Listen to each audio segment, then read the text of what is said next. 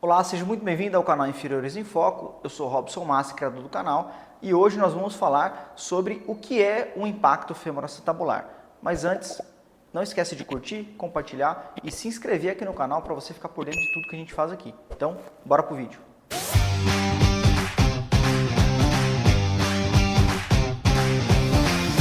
Mas antes de começar o vídeo, se você quiser realmente aprender a tratar o impacto femoroacetabular de forma conservadora ou pós-operatória, eu sugiro que você clique no link da minha descrição, entre na minha página e lá dentro tem um treinamento específico sobre impacto femoroacetabular e pós-operatório, que eu tenho certeza que vai te ajudar bastante. Bom, o que é um impacto femoroacetabular? Eu vou deixar uma imagem aqui na tela para você ver um quadril normal, um acetábulo, uma cabeça femoral, um colo femoral, o grande trocânter.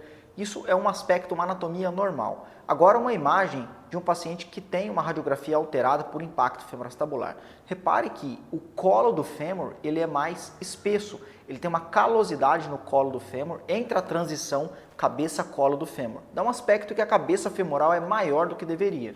Ou nessa outra imagem, olhe como o acetábulo ele recobre mais a cabeça femoral, ele tampa mais a cabeça femoral. Isso também é um tipo de impacto femoroacetabular.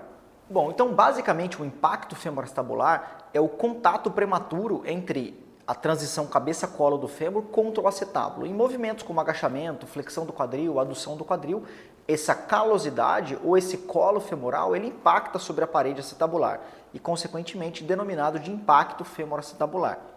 Existem basicamente uma deformidade do tipo CAM e uma deformidade do tipo pincer. São dois tipos de impacto femoroacetabular. O CAM é essa alteração no colo do fêmur, onde a cabeça femoral dá uma aparência que ela é maior. E o impacto do tipo pincer é quando o acetábulo recobre mais a cabeça femoral. Ou o paciente que tem um impacto femoroacetabular do tipo misto, que tem os dois tipos, o CAM e o pincer. As causas mais discutidas atualmente do impacto femoroacetabular estão relacionadas a alterações congênitas na transição cabeça-colo femoral na infância. Então a criança, adolescente tem um escorregamento da cabeça femoral e muitas vezes essa calosidade surge nesse período. A maioria dos pacientes são assintomáticos, eu vou explicar isso mais para frente. E na fase adulta, essa alteração estrutural pode causar algum tipo de problema, mas isso não é uma regra. Alguns pacientes são assintomáticos mesmo tendo essas alterações estruturais no quadril.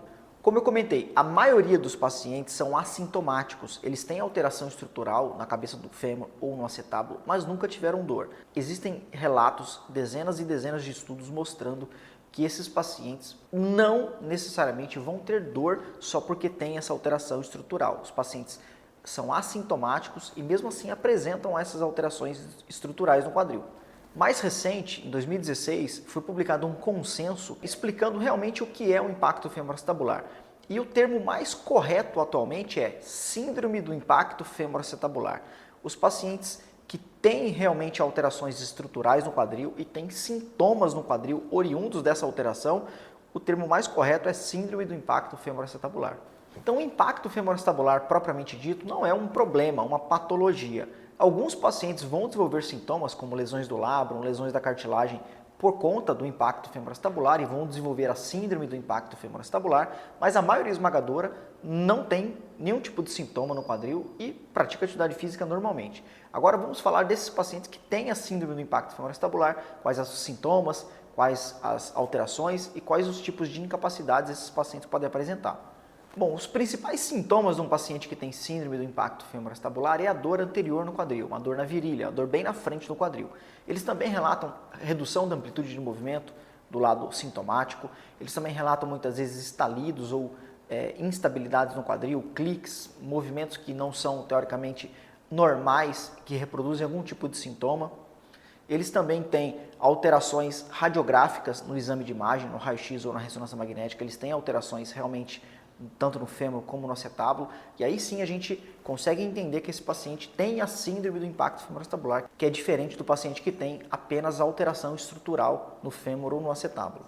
O diagnóstico do impacto femoroacetabular é feito no exame clínico. Os principais testes é o teste de Fadir, flexão, adução e rotação interna do quadril e uma radiografia. Não é necessário, em primeiro momento, que o paciente tenha uma ressonância magnética para que o diagnóstico seja confirmado. O raio-x, normalmente, antero-posterior e a posição de RAM já são os suficientes para que o cirurgião, o fisioterapeuta, consiga cravar, afirmar que esse paciente realmente tem uma alteração estrutural na cabeça femoral ou no acetábulo e desenvolveu a síndrome do impacto femoroacetabular oriunda disso.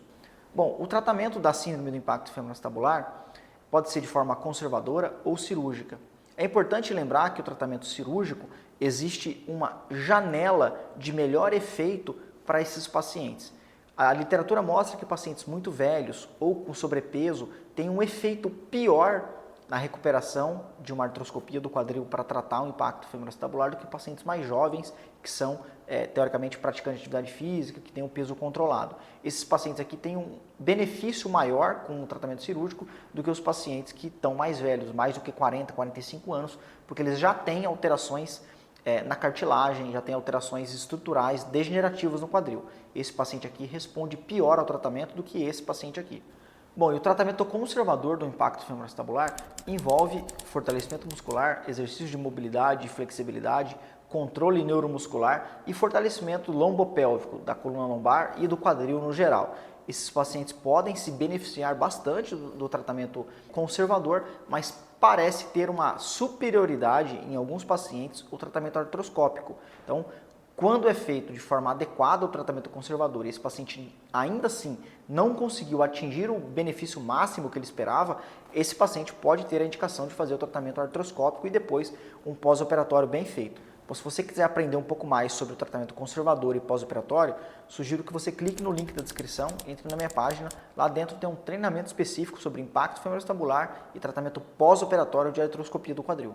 Bom, o tratamento conservador envolve técnicas de terapia manual, principalmente para melhora da mobilidade do quadril, melhora da flexibilidade, de flexão, rotação interna do quadril. Alguns pacientes não vão ter condições de ganhar tanta mobilidade assim, mas existem recomendações para que esse paciente faça o autotratamento também para melhorar a mobilidade do quadril com exercícios simples de mobilidade, para que ele mantenha e preserve a mobilidade do quadril, já que a tendência é que esse paciente tenha uma redução da mobilidade do quadril devido a essas alterações ósseas. O tratamento com fortalecimento muscular deve ser focado nas musculaturas glúteo médio, glúteo máximo, quadríceps e psoas. Esses músculos têm a capacidade de estabilizar melhor não só a articulação do quadril, mas como o membro como um todo. E também não podemos deixar de lado o fortalecimento da musculatura lombopélvica, lombar e quadril de forma simultânea. É importante que você trabalhe exercícios que envolvam atividades dinâmicas em apoios unipodais, desenvolva mobilidade do quadril, desenvolva exercícios que trabalhem a resistência muscular desses músculos profundos do quadril, como o glúteo máximo, o glúteo médio, e também execute um bom fortalecimento da musculatura extensora do joelho ou quadríceps, porque nós sabemos que essa musculatura tem a capacidade de absorção de carga muito importante para o membro inferior.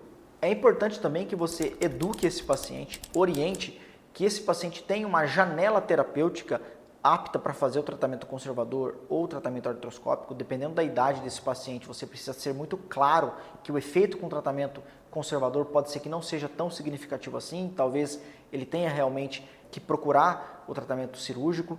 Existem também alguns marcadores, como o tamanho dessa calosidade, medida pelo ângulo alfa, que predispõe o paciente a ter piores resultados. Isso é tema para um próximo vídeo, mas você precisa orientar de forma adequada o seu paciente para que você consiga orientá-lo do começo, meio e fim a respeito das opções de tratamento.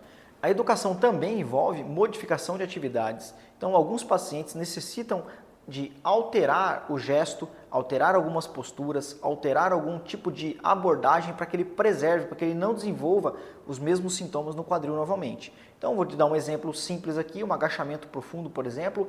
Em alguns pacientes, esse agachamento pode causar limitação de amplitude, causar dor na região anterior do quadril e que com algumas alterações, como rotação do fêmur ou uma carga mais reduzida ou uma amplitude mais reduzida, você tem condições de executar o mesmo movimento e sem sentir os mesmos sintomas. Então, existe sim a tendência de adaptação em algumas atividades que reproduzem os sintomas. Bom, sobre o tratamento cirúrgico, o cirurgião, na maioria das vezes, vai fazer uma osteoplastia no fêmur, ele vai tirar esse excesso de calosidade no fêmur via artroscopia e também pode fazer uma sutura do labro E aí existem alguns protocolos pós-operatórios, alguns mais acelerados, alguns mais conservadores, mas em média o paciente vai passar de 3 a 5 meses de uma boa reabilitação depois para voltar às atividades esportivas ou prática de academia, corrida, por exemplo. Então, como conclusão, é muito importante que você consiga identificar os pacientes que têm um impacto femoroacetabular e são sintomáticos, que realmente têm a síndrome do impacto femoroacetabular, que você consiga educar esse paciente, mostrar o caminho que ele precisa seguir, mostrar que existe uma janela terapêutica que ele não pode perder, ele não pode ficar velho demais, idade muito avançada e depois achar que vai ter um excelente resultado com o tratamento artroscópico, e as evidências mostram que quanto mais jovem ele faz esse procedimento, os benefícios são maiores. Você também vai ter que orientar esse paciente a se manter fisicamente ativo, fazer fortalecimento muscular, treino de controle neuromuscular para melhora da capacidade global da musculatura do core e do quadril.